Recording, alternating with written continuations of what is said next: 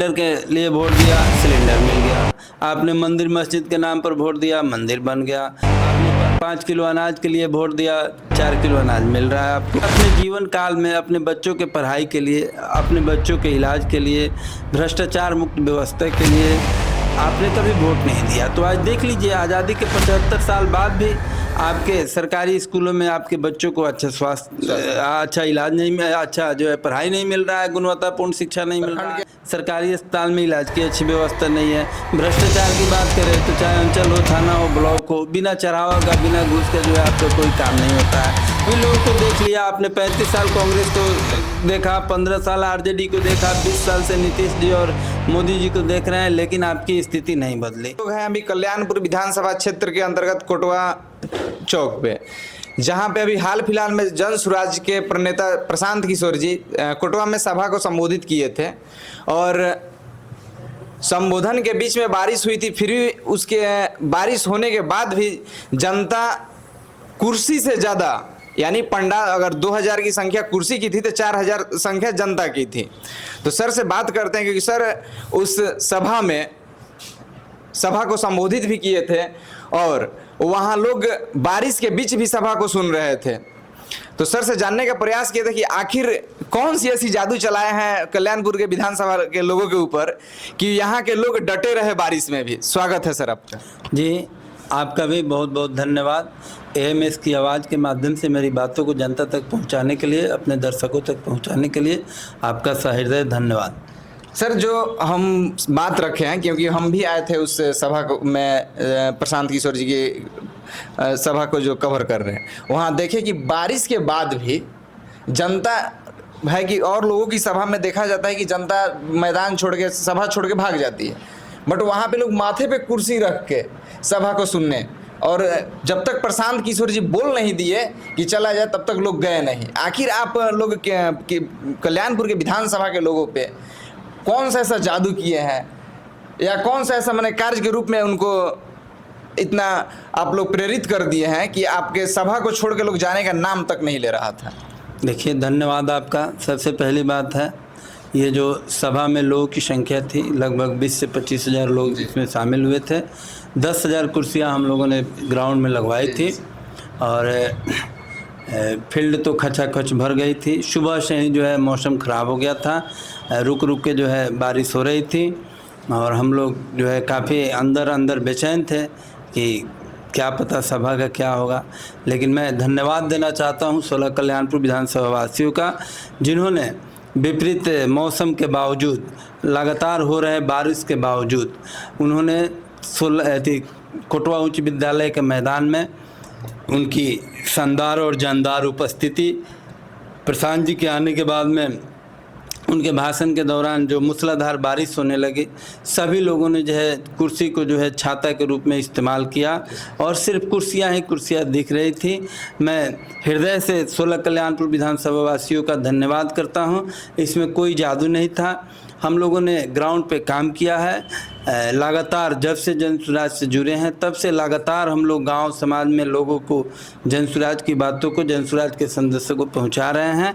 लग रहा है जो आपको सीन दिखाई दिया उससे यह साबित हो रहा है कि हम लोगों ने लोगों तक जो है अच्छे तरीक़ों से अपनी बातों को पहुंचाने में कामयाब रहे हैं। तभी जो है लोग उतना विपरीत परिस्थिति में भी लोग जो है मूसलाधार बारिश में भी जो है डटे रहे।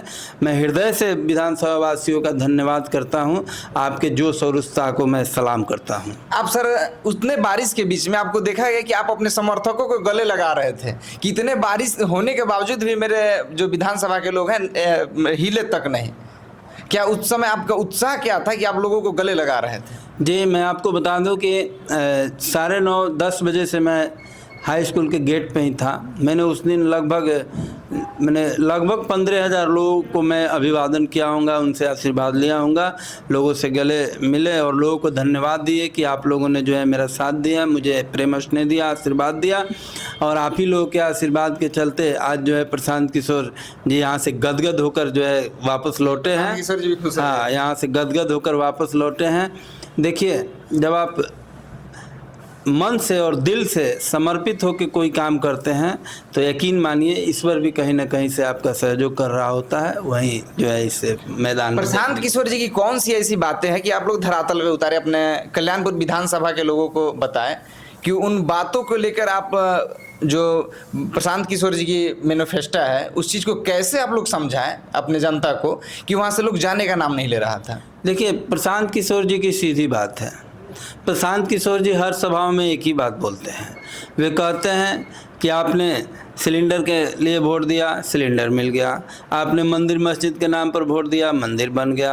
आपने 5 किलो अनाज के लिए वोट दिया, 4 किलो अनाज मिल रहा है आपको।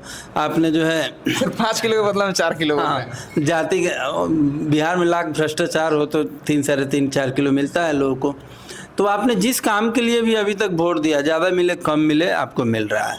लेकिन आपने अभी तक अपने जीवन काल में अपने बच्चों के पढ़ाई के लिए, अपने बच्चों के इलाज के लिए, भ्रष्टाचार मुक्त व्यवस्था के लिए आपने कभी वोट नहीं दिया। तो आज देख लीजिए, आज़ादी के 75 साल बाद भी आपके सरकारी स्कूलों में आपके बच्चों को अच्छा स्वास्थ्य, अच्छा इलाज नहीं, अच्छा जो है पढ़ाई नहीं मिल रहा है, गुणवत्तापूर्ण शिक्षा नहीं मिल रहा है। के अस्पताल है सर, रेफरल हॉस्पिटल के रूप में। जी वही तो, आप सरकारी अस्पताल की बात करें तो सरकारी अस्पताल में लोग जाना नहीं चाहते हैं। सरकारी अस्पताल में इलाज की अच्छी व्यवस्था नहीं है। भ्रष्टाचार की बात करें तो चाहे अंचल हो, थाना हो, ब्लॉक हो, बिना चढ़ावा का, बिना घूस का जो है आपका कोई काम नहीं होता है। पहले के ज़माने में लोग घूस जो है गलत काम को कराने के लिए देता था, देखता था कि हाँ हमें कुछ कमी है तो चलो भाई घूस दे के पैरवी करा के सुधार करवा ले। आज के डेट में ऐसा फंडा हो गया है कि आप जान रहे हैं कि हमारा काम सही है, जेन्युइन है, फिर भी आपको हर टेबल पर घूस देना पड़ रहा है। बिना घूस के यहाँ कोई काम नहीं कर रहा है। अब तो हम लोग मेंटली भी प्रिपेयर्ड हो गए हैं, तैयार रहते हैं कि अगर कोई काम किसी ऑफिस में है तो हम लोग जो है पहले से जो है पैसा छटका के अलग रख लेते हैं कि इतना पैसा वहाँ देना पड़ेगा। तो भ्रष्टाचार का हाल जो है बिहार में बहुत ही बुरा है। चाहे शिक्षा हो, स्वास्थ्य हो, रोजगार हो, भ्रष्टाचार हो, सब मामले में बिहार जो है अंतिम पंक्ति पर, अंतिम राज्यों के अंतिम श्रेणी पर खड़ा है। तो प्रशांत जी इन्हीं बातों को लेकर जनता के बीच गए हैं कि आपने सभी लोगों को देख लिया। आपने 35 साल कांग्रेस को देखा, 15 साल आरजेडी को देखा, 20 साल से नीतीश जी और मोदी जी को देख रहे हैं, लेकिन आपकी स्थिति नहीं बदली। एक बार आप अपने बच्चों के शिक्षा के लिए, रोजगार के लिए खड़ा होइए। और जो भी, ये नहीं कह रहे हैं कि जनसुराज जी, जो भी पार्टी, जो भी दल अच्छा उम्मीदवार दे और जो भी दल शिक्षा, स्वास्थ्य और रोजगार की बात करे उसको जो है वोट दीजिए, तब जाके बिहार बदलेगा।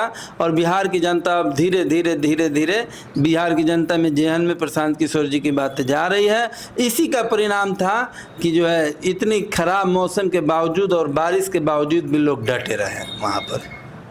नीतीश कुमार जी धड़ाधड़ एक से एक योजनाएं को, मैंने जैसे कि अभी पेंशन 400 उसको 1100 कर दिए, जो सेविका और सहायिका की जो कम सैलरी थी उसको बढ़ा दिए, और सरकारी स्कूल में जो खाना बनाने वाली सेविका थी उनका भी सैलरी बढ़ा दिए, और जो आशा दीदी थी उन लोगों का भी सैलरी बढ़ा दिए एकाएक। उस समय जब उनकी मांग थी, जब धरना प्रदर्शन कर रहे थे, तब नहीं बढ़ाई गई।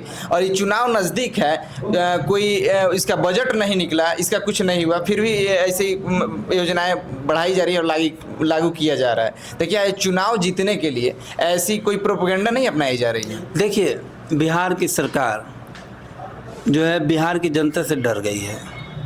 वह डर इसलिए गई है कि नीतीश जी तो 20 साल से सरकार में है। उन्होंने उस समय क्यों नहीं, उनको नहीं मालूम था कि बिहार में दिव्यांग भी रहते हैं, बिहार में जो है वरिष्ठ नागरिक भी रहते हैं जिनका उम्र 60 साल से अधिक है। तो उस समय उन्होंने क्यों नहीं बढ़ा दिया? आज जो है आनन फानन में चुनावी लॉलीपॉप के माध्यम से जो है 400 से बढ़ाकर 1100 किए हैं वृद्धा पेंशन। तो इसके पीछे एक ही मजबूरी है कि वह